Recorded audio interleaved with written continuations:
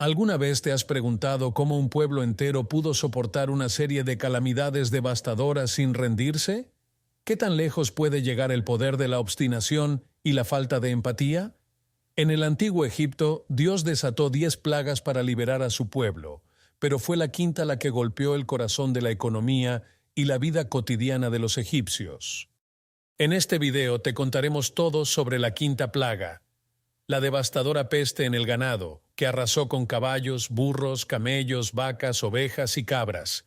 Acompáñanos hasta el final para descubrir cómo esta plaga no solo impactó a los animales, sino que también quebró el espíritu de una nación entera. Y no olvides suscribirte a nuestro canal y activar la campanita para no perderte ninguno de nuestros relatos bíblicos. La mañana era tranquila en las fértiles tierras del Nilo.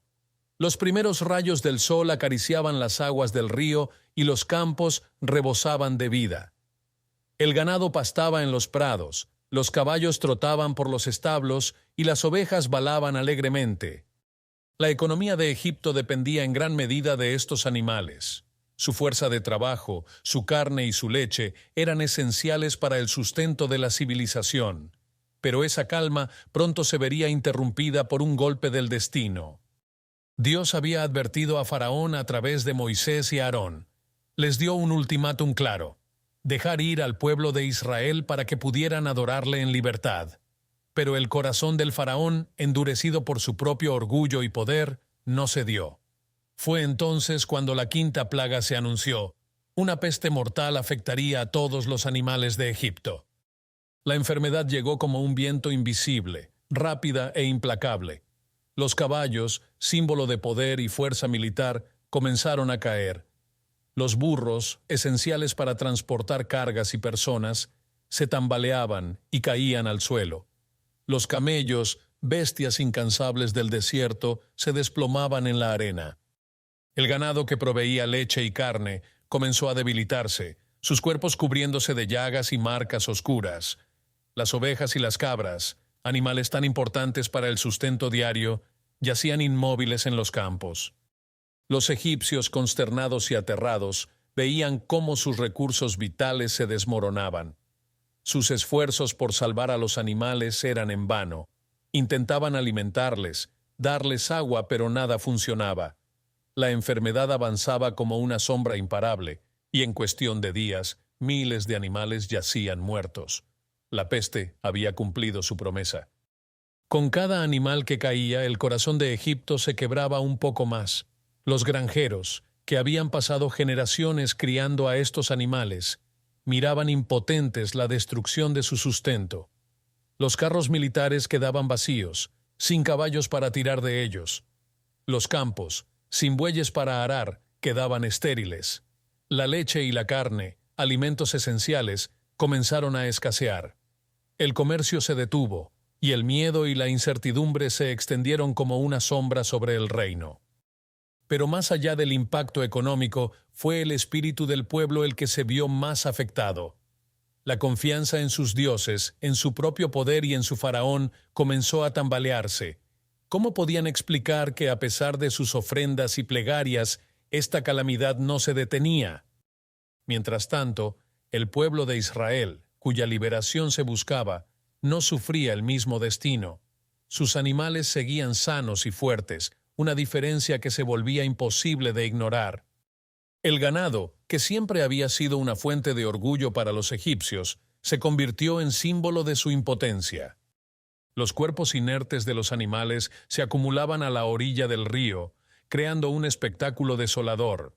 Aquellos que se aventuraban a los mercados en busca de carne o leche se encontraban con puestos vacíos y comerciantes abatidos. Las voces que antes se alzaban con ofertas y regateos, ahora solo murmuraban palabras de miedo e incertidumbre. Ante la desesperación, los sacerdotes del faraón intentaron aplacar la ira de sus dioses. Se realizaron sacrificios y ceremonias en honor a Apis, el dios del ganado, cuya representación en forma de toro sagrado era venerada por todo el reino. Pero incluso en los templos, la presencia de la enfermedad se hacía evidente. Los sacerdotes, que alguna vez habían realizado rituales con precisión y devoción, ahora actuaban con torpeza, como si el peso del desastre les hubiera robado la certeza. Los altares se llenaron de ofrendas, pero éstas permanecían sin respuesta. Los oráculos que normalmente se comunicaban con los dioses se encontraban en silencio, incapaces de explicar por qué las plegarias no surtían efecto. La gente, que solía buscar refugio en la fe, comenzaba a cuestionar si acaso su devoción había sido en vano.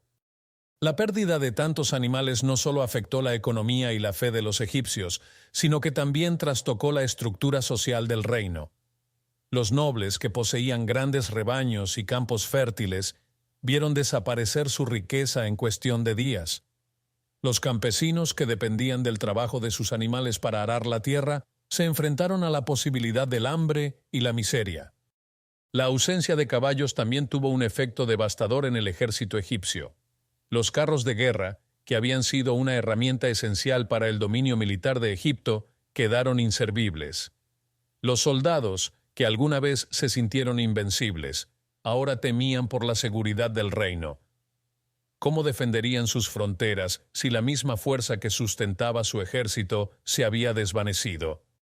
Mientras tanto, en la región de Gosén, donde residía el pueblo hebreo, la situación era radicalmente diferente. Sus animales permanecían sanos, como si una barrera invisible los protegiera de la peste que asolaba el resto del país. Esta diferencia se convirtió en un motivo de desconcierto y resentimiento entre los egipcios, quienes no podían entender cómo los esclavos, a quienes consideraban inferiores, parecían gozar del favor de un poder superior. Los hebreos, que durante generaciones habían soportado la opresión y la esclavitud, vieron en esta plaga una señal de esperanza. Aunque aún no estaban libres, sentían que su Dios los estaba preparando para algo grande, para un cambio que pronto llegaría. Cada día que pasaba sin que sus animales se enfermaran, cada jornada en la que sus campos permanecían verdes, era una confirmación de que su liberación estaba cerca. En el palacio, Faraón se aferraba a su decisión de no liberar al pueblo de Israel. Sus consejeros, muchos de ellos angustiados por la situación, intentaron hacerle ver la realidad. Le advirtieron que cada día que pasaba sin cambiar de postura, Egipto se hundía más en el abismo. Pero Faraón, atrapado en su propia imagen de poder y autoridad, no estaba dispuesto a ceder. Para él, admitir la derrota significaba aceptar que el Dios de los esclavos era más poderoso que todos los dioses de Egipto. Significaba reconocer que su propio dominio sobre la tierra del Nilo era frágil, y eso era algo que no podía permitir. Así que, a pesar de las súplicas de su pueblo y las advertencias de sus consejeros, se mantuvo firme en su decisión, dispuesto a enfrentar cualquier otra calamidad que pudiera venir. Familias enteras se vieron obligadas a compartir lo poco que les quedaba, y la solidaridad, que alguna vez había sido un pilar de la sociedad egipcia, comenzó a desmoronarse bajo la presión del sufrimiento. Con cada día que pasaba, la frustración y el dolor de los egipcios se transformaron en ira. Comenzaron a preguntarse si Faraón realmente estaba protegiendo sus intereses.